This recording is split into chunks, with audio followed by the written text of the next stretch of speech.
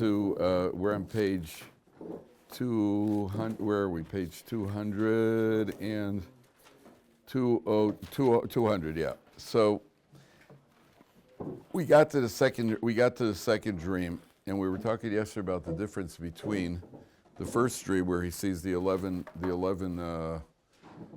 stalks, sheaves, or whatever it's called, and then in this dream he has 11 stars, and there's a sun and the moon, which represents the father and the mother. Now, if you notice, pick it up 3 lines from the bottom, 4 lines from the bottom on 200. Vayesaper alavi velachav, he says it over to his father and his mother. Vayigar bo aviv, his father scolds him. He scolded him. That's how the article translates it. Well, so it must be on a roll. Vayomer lo ma chalom hazeh asher chalamta. What kind of dream are you having? Havonovo ani ve'imcha ve'achech lishtach v'zacharta. Me and your mother and your brother is going to bow down to you? And Rashi says, implied in their question is, you have a representation of your mother, but she's dead. Rachel died already. The sun is obviously the father, the moon is the mother, and the stars are the 11 brothers. What kind of dream is that? Now, the truth of the matter is the Gemara says there is no dream that does not have anything, there's no dream, even a true dream, that is not without something excess in the dream. There's always something in the dream which is I call it excess, wasted, it happens to be there. So that could have been the interpretation, but it could also be that it's a reference to Bilhah, who raised him after Rachel died.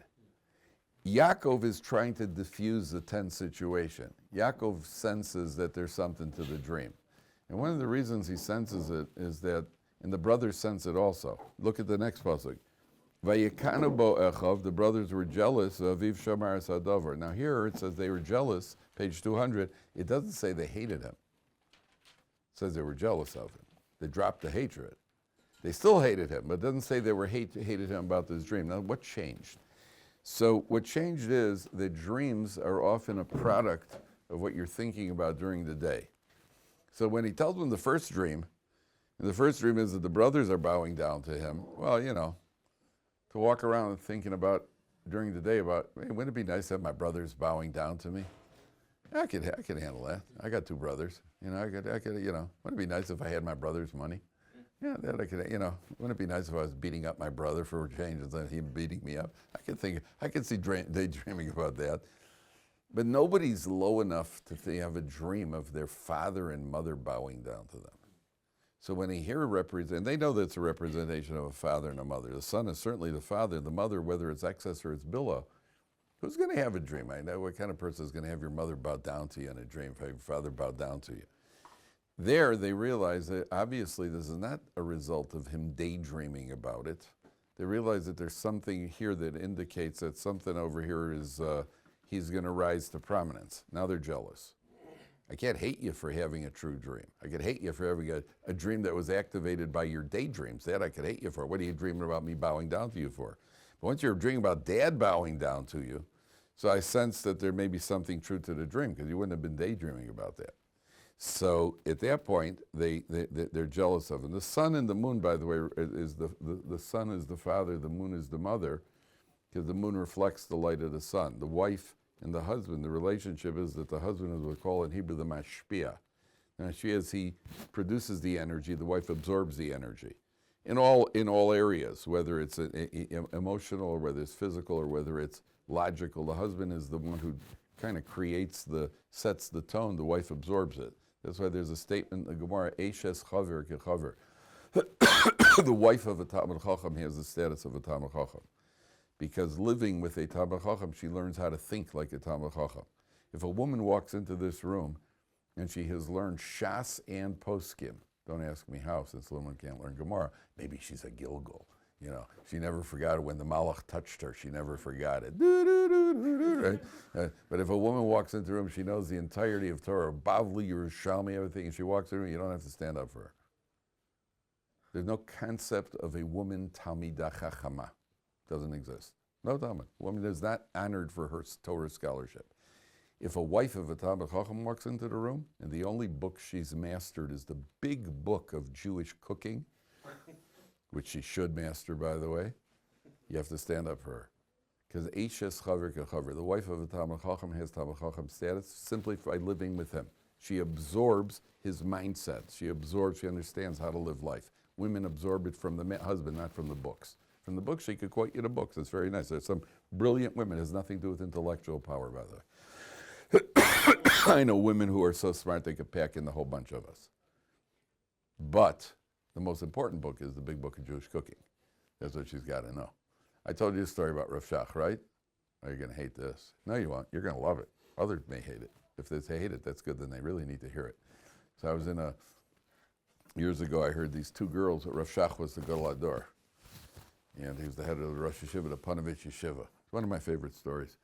And these two girls with feministic tendencies, they came to Rav Shach. And Rav Shach used to see people. People waited for him to come for brachas, advice, So these two girls waited in the waiting room. They came in and they got a Ramban. They said to Rav Shach, we don't understand this Ramban. They were learning in a apparently high academic focused seminary. They said, we don't understand this Ramban. Now, between their seminary and Rav Shach, there are an awful lot of people that could have asked about the Ramban. He didn't have to go to the Gadol Hador to ask him about the Ramban. They were obviously trying to make a point that we also are, scholarly. So they came to him with the Ramban. And so they said, Rav Shach, we don't understand this Ramban. And Rav Shach, who was always smiling, always laughing, he was probably in his 80s or 90s at the time. He died when he was 104, 106, 107, 103, not sure quite. It was well over 100 though. So they came to Rav Shach, and Rav Shach went to them. He was always smiling. He goes, my wife also doesn't understand the Ramban, but she makes great kugel. Go home and learn how to make kugel. So I told this story once in the Gemara shir. So one of the guys in the shir was a feminist. When the men go to the bad, they're worse than the women. And this guy looks at me and goes, why are you allowed to say Lashon Hara about Rav Shach? So I said, why is it Lashon Hara? He says, it's a terrible story. I said, it's a beautiful story. He said, it's a terrible story. I said, it's a beautiful story. He goes, does your wife know you talk like this? I said, 5834140, call her up. He says, I will.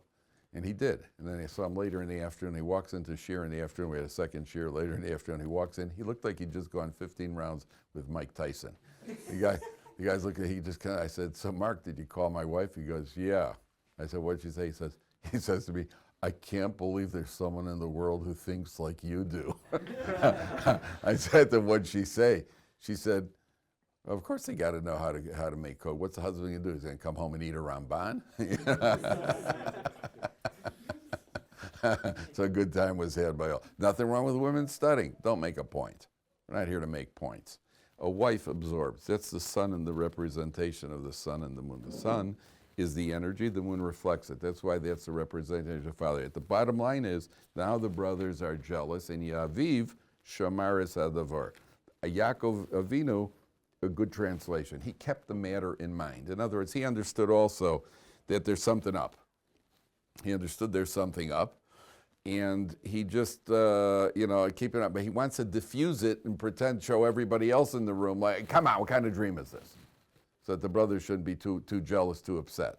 But he himself knows that there is something to it. Now, you want to see something incredible? Rashi says that he got upset because, listen, your mother died already. Rachel has died already, right? Now, look at the pasuk very carefully, very carefully. Look at the two lines from the bottom where it says Asher Chalamta. You see where it says the word Asher Chalamta? Two lines from the bottom on 200. The first two words on the line. Asher Chalamta. Everybody see that? Mm-hmm. Okay. Now look at the last letter of the word Asher. What letter is that? A resh. Look at the next two letters. Ches Lamed, which spells what name? Rachel. One second. Look at the next three letters. Mem, Tuf, Hey, says Mesa. Rachel, Mesa. Rachel's died already. So right there in the pasuk where Rashi says, well, what are your mother's died? Yeah, well, the pasuk says his mother's died. Rachel, Mesa. There it is. Remember, the Torah is not broken up. There's no vowelization in the Torah, right? That's Rachel, Mesa. Okay. So now, by the way, before I continue, I just have to thank, if any of the people from England, from Manchester, Gateshead, or London are watching this, or will watch it, or if they do watch it, so I have to just thank everybody for the wonderful hospitality and They're they were really wonderful people. It was really wonderful, and I appreciate it very much. And do something about London traffic, and then I'll be even happier. You cannot believe it.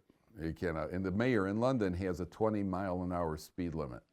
This is a public protest. The mayor in London, there are certain stretches of the street where the mayor has he put in a 20-mile-an-hour, right?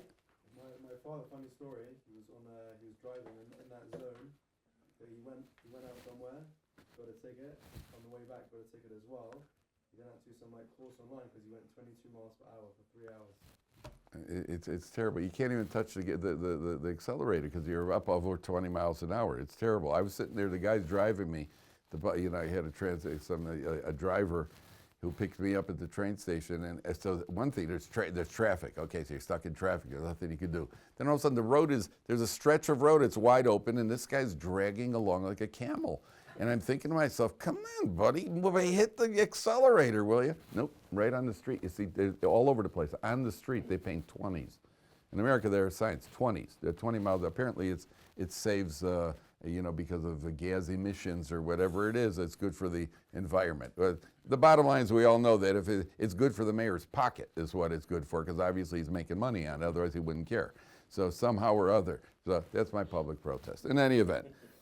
Now, the brothers go off to graze. Vayelchu Echav, top of page 202, and Yaakov sends Yosef to go check up on the brothers. Now, one of the reasons he's sending him is that, if you look at the wording, and on the top of the line on page 202, Vayomer Yosef, Yisrael Yosef, Halo Echav roim b'Shechem, lechavesh lechacha alehem, Vayomer lo hineni. Yaakov says, I want to send you off to your brothers. And Yosef says, here I am, I'm ready to do it. Now remember, Yosef understands they hate him. So Yosef is willing to do this. This is whoa, you're sending me into the lion's den. And then, Vayomer lo lech narei shlom achecha ve'es shlom hatzon. Go see the welfare of your brothers and the welfare of the sheep. So the Mefarshim say, what's Yaakov really telling Yosef here? Go check on your brothers. You see, you brought negative reports about them. Shlom comes in the word shleimus. Go check on your brothers and you'll see that they are complete. They're wholesome. They're not what you were saying they are. Ve'es shlom hatzon. Now, the word shlom hatzon means why should you be concerned? Well, how are the sheep doing? Yeah, Dad, sheep are okay. They're just having one of them's suffering from depression, but other than that, they're okay. What do you mean go check on the sheep? Remember, what did Yosef accuse them of? What was the accusation? That they're ripping limbs off living. They're eating aver min achai, limbs off of living. Go check shlom hatzon. You'll see that the sheep are all in one piece. They're not cutting pieces off of live animals. That's what's implied over here. Now, when Yosef starts going off, and then the Torah says like this, and there's a very famous Ramban here, which I knew before those two girls asked Rav Shach. Vayimtza'eu ish v'hinei toeh basada. A man found him, and Yosef was wandering. He was kind of lost. Vayishalehu ha'ish leimar ma tevakesh. And it says, what are you looking for? Yosef's out wandering. He says, what are you looking for? 7 lines on the top. Vayomer as echai ani mevakesh. I'm looking for my brothers. Underlying that is obviously not just physically, I'm looking for my brothers, I'm looking for them to be my brothers instead of hating me. Hagida nali efohem roim. Tell me, where are my brothers? Where are they shepherding the sheep? Who is this man? Says Rashi. Who is this man? The angel Gavriel. The angel Gavriel. So the Ramban says that, I want to see if I have the terminology of the Ramban here. Zimein lo mora derech. Hashem caused that somebody should be there in order to guide him on the path that Hashem wanted him to move on. I mean, it doesn't happen all the time, and you're lost. You ask some guy, hey, how'd I get there? Hey, it's Gavriel, my favorite. The angel Gavriel is there to help you out. Why? The answer is that HaKadosh Baruch Hu wants something to happen, so he plants somebody there. And Reb Matisyahu Solomon Zatzal, he was the Mashiach, he said, you see from here, every single person you meet in life was put there for you to meet him. It could be a rude bus driver. It could be a nice employee at an office, a government office. That might be an oxymoron. But it could be the guy you're renting from. It could be your wife. It could be your parents. It could be everybody you meet, even if it's for the guy at the falafel shop. He was placed there for you to meet him. There are no random and chance meetings in life. It's not random and chance. What you do at the meeting is something else. But it wasn't a random and chance meeting. You happen to meet him, HaKadosh Baruch Hu put him there. Nothing's random. And here, specifically, it's to get Yosef to the brothers. Now, Yosef is on the way, and then take a look. They're plotting already to kill him. Take a look at Pasuk Yud Ches. Vayiru oso merachok, 5 lines on the bottom. They see him from the distance, and again, implied in Vayiru oso merachok, they see him from a distance, not just a physical distance. They see him from a distance. He's a distant, I don't know what the word is, distanced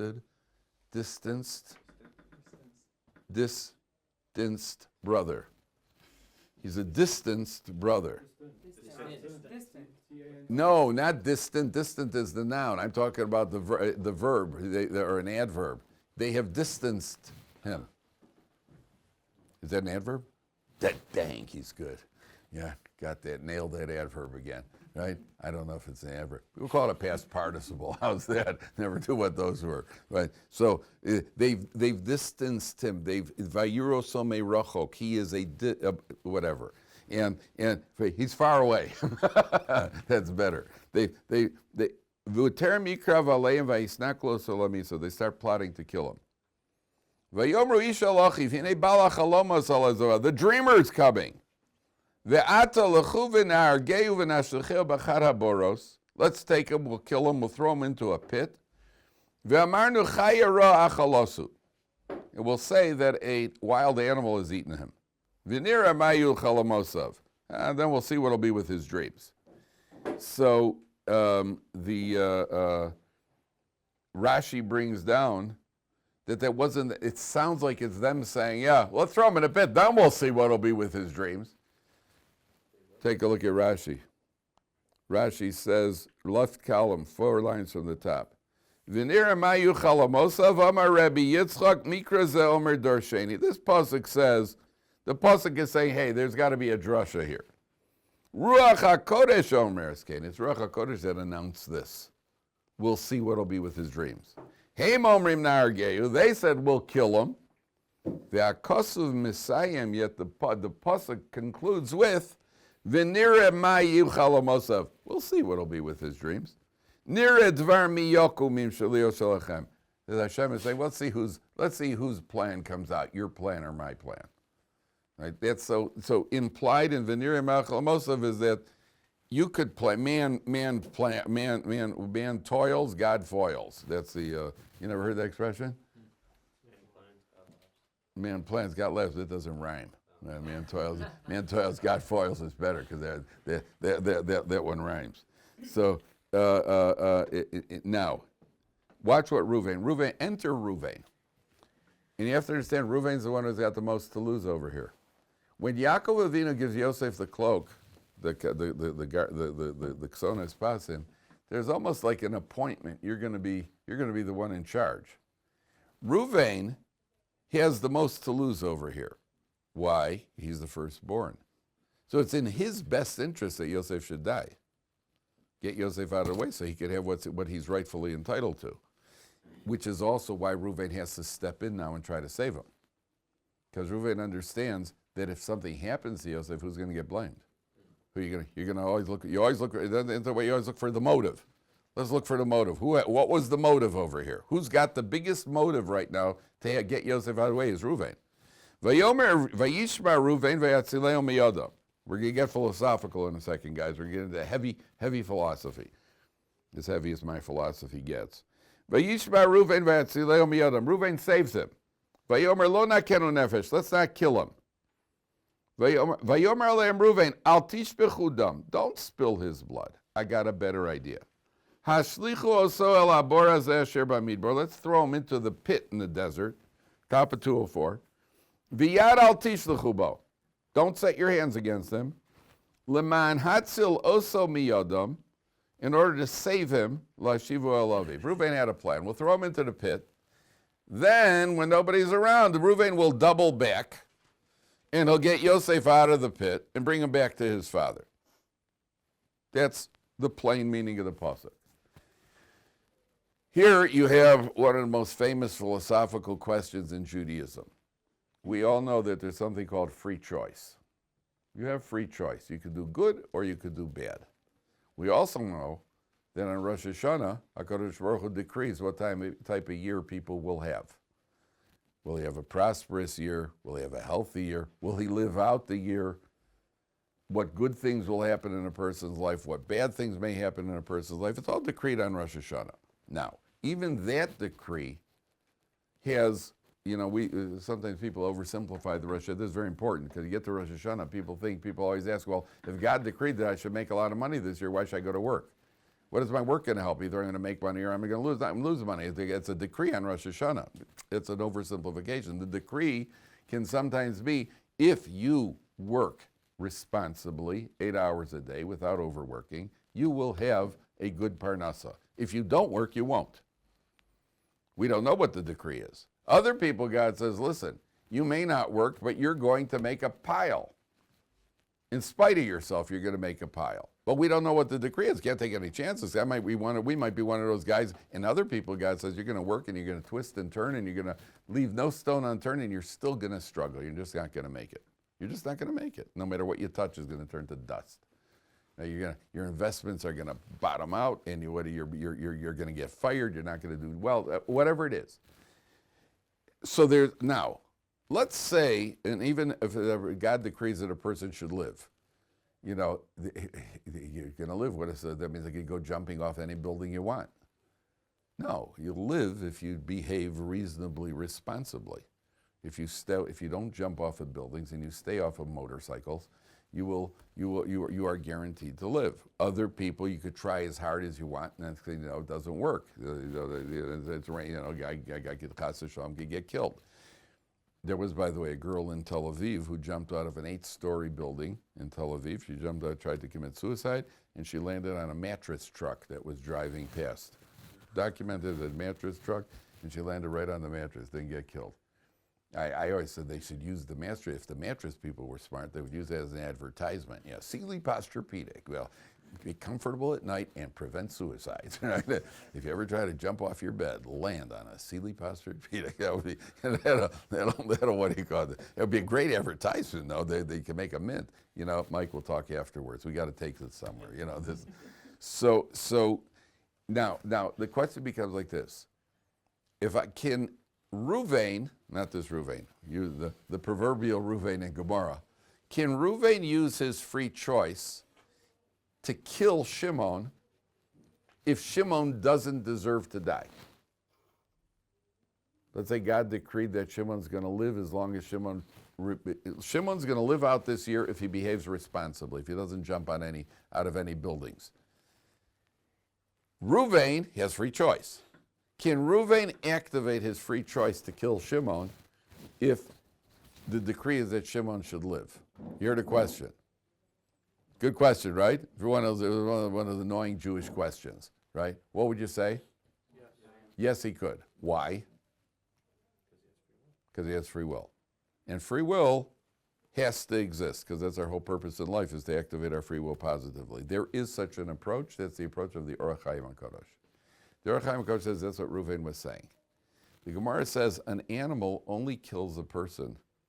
An animal only kills a person if the person deserves to die. A human being could kill a person with his free will if he doesn't deserve to die. So what is Reuven saying? Reuven is saying, don't kill him. Don't kill him.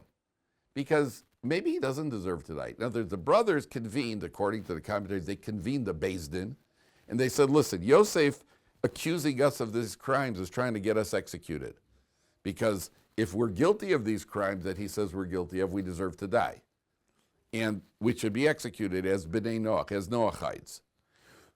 Therefore, we have to kill him. He's a pursuer. Says Reuven, don't kill him. Put him into a pit with snakes. If, there's the thumbs go up. If he's innocent, they're not going to kill him, because animals only kill the people if a person deserves to die. And if they kill him, say he deserves to die. So why should you do it where you're using your bias-free choice? Put him in the pit and let's see what happens, which makes a lot of sense. Put him in the pit with the snakes. and the Scorpions or whatever else you have, the snakes, Scorpions, and White Sox fans. Put them in there, right? And let's see what happens to them. That's what the Orach Chaim says. The Vilna Gaon and the Rishonim, most commentaries say no.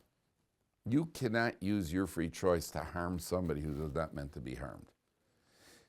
What will happen? The AK-47 will jam at the last minute. The guy holding the gun will have a heart attack himself and die. There are a million and one things that could happen. HaKadosh Baruch Hu has a way to save people even if somebody's trying to kill them. So there's a difference of opinion among the commentaries whether or not you could, the free choice overrides it. The Orach Chaim says over here that this was what Reuben's plan was. Reuben's plan was put him in the pit and let the animals that don't have free choice, let's see what happens, because then we'll know for sure if he deserves to die or not. What's interesting is if you look at the wording of the pasuk, look what Reuben wanted to do. He says, don't, on the third line, last word of the second line, Leman hatziloso miyadam, in order to save Yosef from their hands, lahashiva al aviv. Now lahashiva al aviv sounds like to return him to the father, which is who? Yaakov. One of the commentaries says lahashiva al aviv means to put him under the direct jurisdiction of his father in heaven. Take him away from the brothers and their free choice and put him under the direct jurisdiction of his father in heaven, because that will determine whether or not these snakes are going to kill him. That's the difference. That's how he reads the pasuk. Now, when Yosef comes, Vayikasher ba Yosef alachov, what's the first thing they do? Vayavshitu es Yosef es kutanto es ksonos apaso. The first thing is get that darn thing off. First thing is they take the cloak off. Then they take him and they throw him into the pit. Vayikachu vayashlicho so habora vabore kein b'mayim. They throw him into the pit. There's no water in the pit.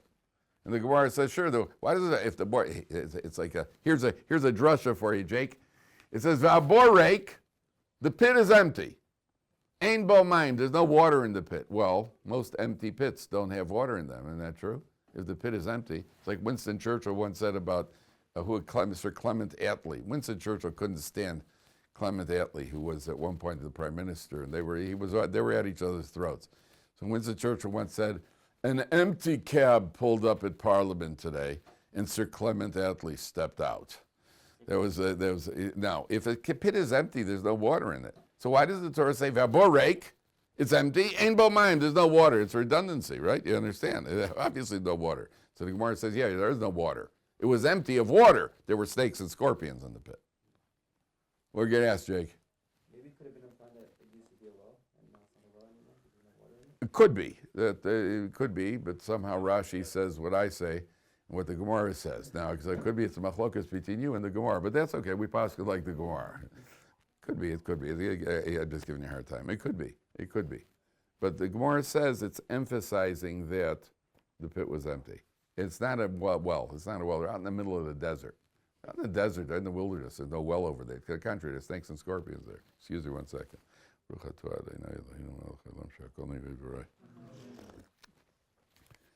Now, here comes one of the stranger.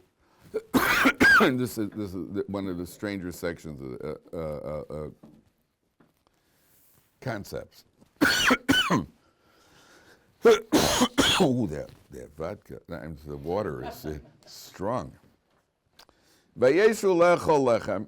They sat down to eat bread. Vayisu eineim, vayiru einei orchas Yishmaelim ba migilad. A caravan of Yishmaelim were traveling. Ugmaleim nosim nechos utzri velot. Their camels were carrying a balsam. I love this translation. Spices, balsam, and lotus. Lotus. I don't know what a lotus is. I wouldn't know a lotus if I saw one, but I like the word. So they're carrying spices, balsam, which is also some sort of some sort of spice. Holchim lahorid mitzrayma. So, in the grand scheme of things, why do we care what they were carrying? They're carrying balsam, spices, lotus. He's about to get kidnapped. Can you imagine a dramatic movie where a guy's getting ripped away from his family, sold, kidnapped, and they take a break to tell you what these kidnappers had for lunch that day. And by the way, the kidnappers had just come out of the restaurant. They had a double burger with fries, no shake, hold the pickles. I mean, that's really not. It's really kind of not a significant detail in what's going on over here. So take a look at Rashi. It's the right column of Rashi, 6 lines from the bottom. See, I get all choked up in this section. He's getting sold. So Rashi says, Gmaleim nosim, 5 lines from the bottom. Everybody see that? You guys see that? Right column? 5 lines from the bottom on 204. Everybody see that or not? Hello? Okay, it's like my mother would always call us and tell us to do something. And then she'd say, did you hear me? Did you hear me? Yeah. Well, how do I know you heard me? Right? We had to respond. You had to respond. If my dad called, we responded right away. Ugmaleim nosim. Lama pirsei makosu v'esmasam. Why did the Torah tell you what they're carrying? Lehodia matan schoron shel tzaddik. Let you know the reward of the righteous. She'ein darkam shel arviim, these Arabians, lo seisel neft ve'itron sherechora. They would carry crude oil or what's this itron? What do you call it? What's it called? Crude oil, tar, terrible smelling stuff. Vilazeh, for this Yosef nizdamnu bisamim. Just so happy they're carrying. Oh, I love when that happens. They're carrying spices. Shelo yazuzak mireachra. He shouldn't be annoyed and he shouldn't be harmed by the bad smell. Anything troubling you about this? Anything bother you about this? Beautiful kidnapping. A beautiful kidnapping, exactly correct. A guy's tied up, put into a wagon, beaten. The Medrash says they were beating him. They put him into a wagon. He's getting kidnapped. He doesn't know where they're taking him. Maybe to slavery. Maybe they're going to kill him. But lotus, my favorite when I'm being kidnapped. I just love lotus. Is that really? I mean, in the grand scheme of things, how important is this? Why are you telling me this? Why are you telling me this? What's the point? What's that? To show that they cared. They didn't care. This happened to come his way. Why are you telling me this? They wanted him to remain calm. They didn't know. It was not like, okay, we'll take 3 Yishmaelim with a side order of lotus, please. It wasn't. They weren't ordering this. This happened to come his way. That was the first caravan they saw, and they're going to sell them now. What happened over here? The answer is twofold. There are 2 approaches to the answer. Did you ever have a situation where, for example, you're on your way to a wedding which you don't want to go to? Your wife is schlepping you off to her second cousin's wedding, and you can never stand the guy to begin with. But you have no choice because your wife is schlepping you. So you're in a bad mood as it is. You're wearing your best suit. And on the way, you have a flat tire. So you get out of the car, you bend down to fix the flat tire, your pants split. And you start fixing the flat tire, it starts raining on you. And not only that, now you got some grease on your pants, this expensive suit.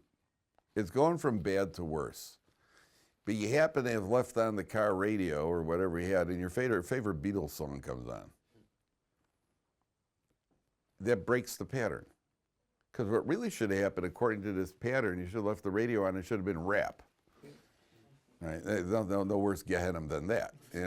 So it should have been, some guy chanting about killing a cop, and instead, there's the Beatles tell, here comes the sun. All right, where here you are with just hoping the car doesn't fall on your foot now. And so what happened over here? Yosef, things couldn't get much worse, and all of a sudden, ding, there's a little bit. So there are 2 approaches here. One approach is that every single iota of suffering in life is measured out. If a person is meant to split his pants, he's meant to get grease on them, meant to rain on him. But you're not meant to be tormented by rap, so you're going to hear a Beatles song. That wasn't part of the equation. We tend to see in life let's say a person gets sick. So a person has chas v'shalom, a person has pneumonia. Right? He doesn't feel well. Then he's got to go to the hospital. Then he's got to get an injection. So we just look at it as like one random package of aggravation and pain. It's not true. Every single needle is measured out. And then they give you a painkiller. And not only is it a painkiller, but it's a good one. Like, oh, that's a happy pneumonia. Can I get another one of those maybe? That's just to show that suffering you didn't have to go through.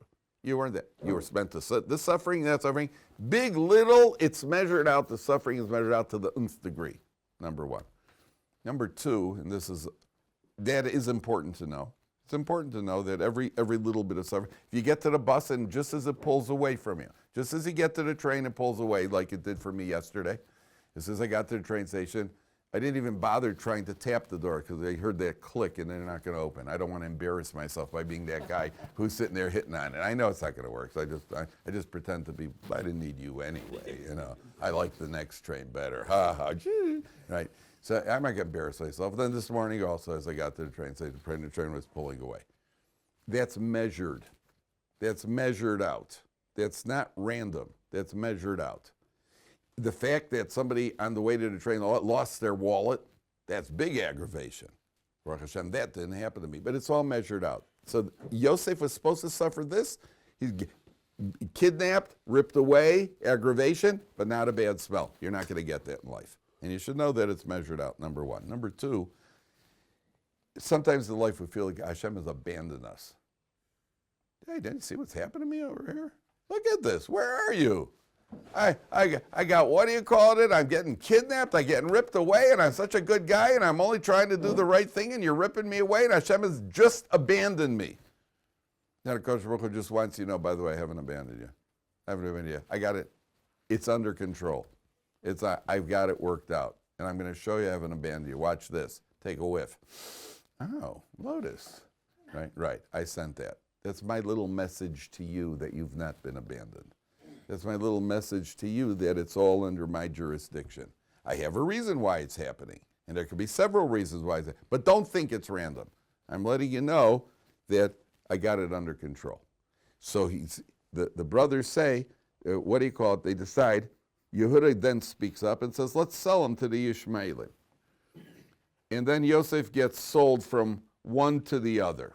And according, he gets sold several times before he even gets brought down to Egypt. He gets sold several times. Now we have to stop. Rabbi Madalena is going to have my head. So we have to stop. Okay, so we're going to get tomorrow. We're going to continue with Reuben.